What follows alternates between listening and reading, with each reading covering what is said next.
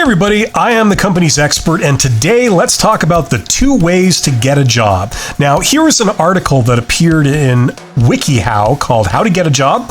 Let's go down it. Let's talk about what they got right, what they got wrong, and what they left out. Now, first of all, the 2 ways to get a job, you're wondering, are number 1, applying in the posted job market, responding to job ads. That's the first way. And the other way is through networking, which some people call the hidden job market because those jobs are not posted. And that's the other way. Now, the second way, the hidden job market that you get through networking, that's actually far more effective. And the chances of getting a good job that way are much higher. But let's go down this article and cover both of them. So, how to get a job. Now, the first thing they talk about is applying for jobs. This would be the posted job market, okay? So, number 1, carefully read the job description. Yeah, okay, that's assuming you find it. You can access these through job aggregators like Indeed and Monster and things like that. Workopolis, there's a whole bunch more. But read the job description. Yeah, that makes sense. Highlight keywords. Okay, yeah, what the language they use to describe the job, that's what you use to describe your qualifications.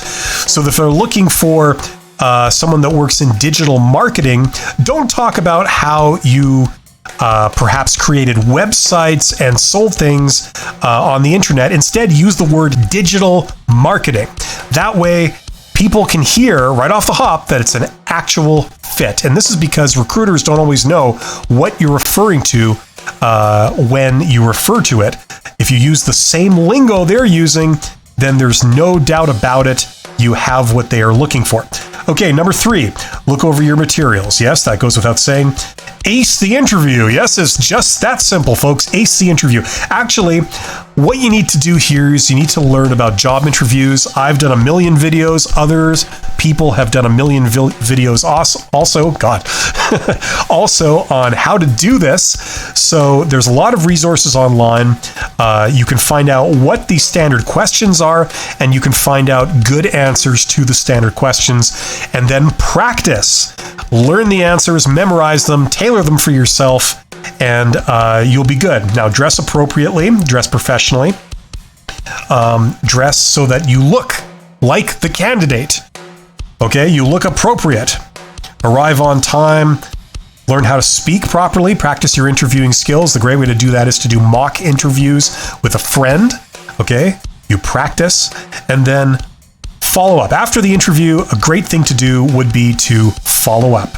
And that's just you send an email, perhaps a couple of days later. You send a thank you note 24 hours or less after you interviewed, and then you follow up possibly later once. Okay? It's much more powerful to follow up by phone, but if you can't be bothered, an email will do just fine. Okay. Part 2, tailoring your materials. This actually, in my opinion, should have been done first because you need a resume before you can apply for jobs. But match your resume to the job description. Yeah, that's true. Now, what this is, I think, saying is that they're recommending that you tailor your resume for each job you apply for. Now, a lot of the time, this is what you're expected to do, okay? And it's far more effective if you do tailor your resume to each job you apply for. However, there are some practical issues with that, depending on what level you're at. So if you're at a very basic level, if you're getting your first career type job, this is important, but it will necessitate that you reduce the number of jobs that you apply for because it's just prohibitively too much work to tailor your job or your resume to every job you apply for. One could apply for over 100 jobs in a day if you were sending the same resume to those jobs online. Okay, but the bottom line is that if you are not going to do this, you need a resume that accurately represents yourself. Okay, and for some applications, it might be possible to get away with that. Okay. Create a personal profile. Yeah, I suppose you could. A good thing to do here would be to get on LinkedIn and create a professional LinkedIn profile. That will be very useful. Okay, number 3, write a cover letter. Yes, you could do that. Now, if you are applying online in the form of an email, where you email a recruiter, say, with your resume attached, the email itself will often be the cover letter. Okay, they will serve as the cover letter. The only thing in the cover letter is simply saying who you are, what job you're applying for, you'd very much like an interview, thank you for their time, and then your contact information. That's really all you need in the cover letter, and it can get fancier from there, but that's really the essentials. Okay, edit carefully. Basically, whatever materials you submit for a job, you want to make sure that there are no spelling errors, no grammatical mistakes, and it looks and reads professionally. There are many, many examples online of resumes, so check them out and take some tips from them. Number 5, polish your online presence. Yeah, this might be important depending on what is out there about you in the internet when somebody Googles you or somebody searches you online, depending on what comes up. Okay, that can be very important. So if there's anything inappropriate on there that comes up when somebody searches for your name in your city, you might want to see if you can take steps to clean that up. Okay, now everything we've talked about so far, that's basically the first method where you're applying for jobs. They don't have to be online, but especially for jobs online, this is where somebody posts a job and you respond with an application. Okay, so that's the first way of getting a job. Now, that's called the post job market. And all the jobs that you see posted, that accounts for about 20 to 30% of all the jobs that are actually out there. There are far more jobs in the hidden job market. There are far more jobs out there that are not posted. And that's because posting a job is expensive and time consuming. And a lot of times employers can find a candidate quite easily without having to go through all of that. Okay, so there are far more jobs in the hidden job market, but as the name implies, they are hidden. They are less visible. Now, that's bad in the sense that they're harder to discover, but it's good in the sense that when you discover those jobs, there's much less competition for them. So, and actually, all the best jobs tend to be in the hidden job market. So, how do we get those jobs? Don't be turned off by the name. It's quite possible to get those jobs. That's where networking comes in. Okay, now the second part of this article, finding job opportunities, or part 3 as they've organized this, is about the hidden job market. So, okay, search online. Maybe you can find stuff online, but by definition, you're not going to be able to find jobs in the hidden job market online. Okay, but here we go. This is how you access them. Number 2. Use social media sites. Okay, so for example, if you're on LinkedIn, which is by far the best for this application, LinkedIn is the best social networking site for finding a job. But if you're on Facebook or Twitter or Instagram or anything else, those all can serve. Okay, now this is where networking is going to come in. So it talks about LinkedIn, it talks about Twitter. Okay, but and also the job bank. That's kind of, this is actually part of the post-job market. Now, there are some resources online. Instead of looking at job aggregators like Indeed, you can also find local job banks, which is like labor pools, staffing companies, things like this. They also have those resources online. I recommend that you go and do a search for your city and job bank, or your city and staffing company, and learn all you can about those, because they're, especially if you're going for entry-level jobs, there's a lot of things there that may be applicable to you, especially part-time jobs, or seasonal jobs, things like this.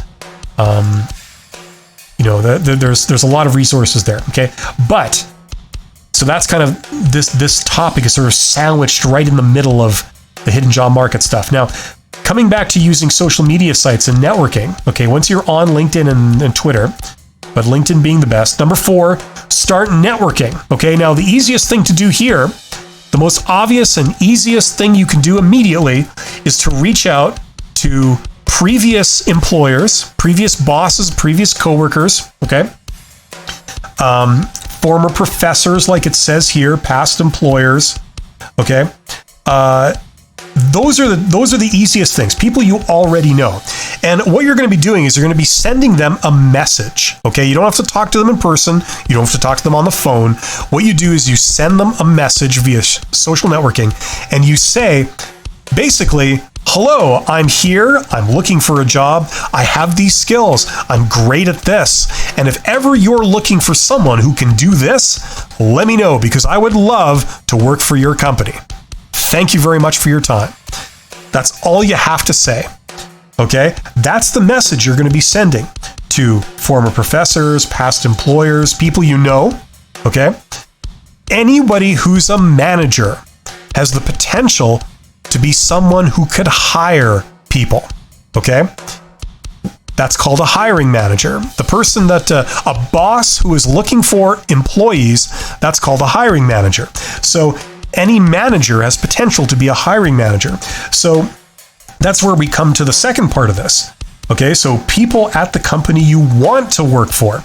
Well, with Google and with LinkedIn, you have two of the most powerful tools anyone has ever had access to for finding a job. It is staggering what you can do with those two tools.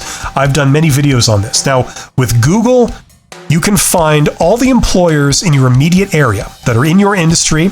You can find the names of their companies, where they are, what their contact information is, etc. And then on LinkedIn, if you know what company you're looking for, you can find the individuals in that company that are managers, that are people that could be hiring managers. They could be looking for employees. Occasionally they hire people. They might be hiring somebody, or they might be looking for somebody right now. Okay? So you have access to those people with those two tools. You can discover them and connect to them. Then, once you've connected to them, you send them that same message. You say, hello, I'm here. I've got these skills. I can solve this problem.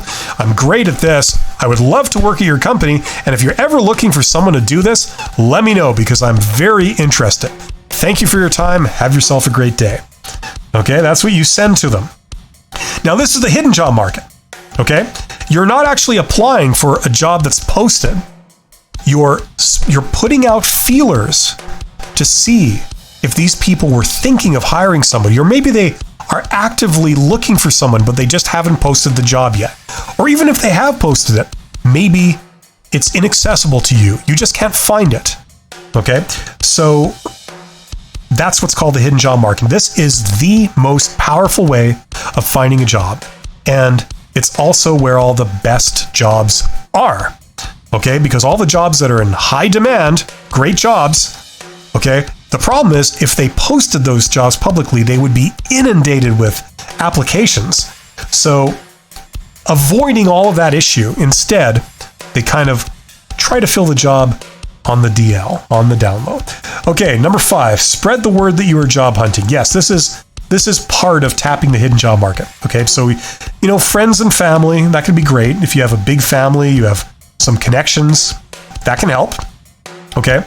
And the advantage of this is that if people know you, they are far more likely to hire you, because you are a known quantity. They know that you're not crazy, that you don't have major issues. You're not a criminal. They know all this. So, and they know that you're at least somewhat competent. So already you are less risky than an employer hiring and interviewing a stranger. Okay, so that's the advantage of doing this. Okay. So, yes, that is definitely there are many vectors or methods or ways to tap the hidden job market. These are a few of them. Okay. Now it says here, consider whether finding a headhunter would be useful. Yeah, that's usually not how it works. Recruitment companies, 99.999% of recruitment companies, they work for the employer. They don't work for the job seeker. So that's not. I'm open to being surprised about this. If anybody out there has stories of they've worked with a headhunter and it's been very useful, but the vast majority of HR companies work for employers. That's what they do. So they can't really help you find a job. Okay, attend a job fair. Yes, this is also very useful. Okay, you can find a job fair in your location. okay, in your city or your region, and go there and look professionally. Have a bunch of resumes with you. If you have business cards, you can print them up for the equivalent of $20. Print up some very professional business cards. They just say your name and your contact information and what you do, like what your skills are. Maybe you could say I work in construction, or I'm a great laborer, or I'm this, or I'm that. I'm, whatever your strength is. You just write it on there and you hand those out. It's very powerful. And stay organized, yes. Excellent. So there you go. So that's our article. So those are the two methods of getting a job: the posted job market and the hidden job market. I hope this was helpful for you. If you would like to go much deeper into this, I have many videos on this channel and my main YouTube channel, The Company's Expert. I also have a course called Get Hired that will teach you everything you need to know to get a good job from entry level all the way up to middle manager level job. Thank you very much for your attention. You guys are awesome, especially for listening this long, and I will see you on the next video. Take care.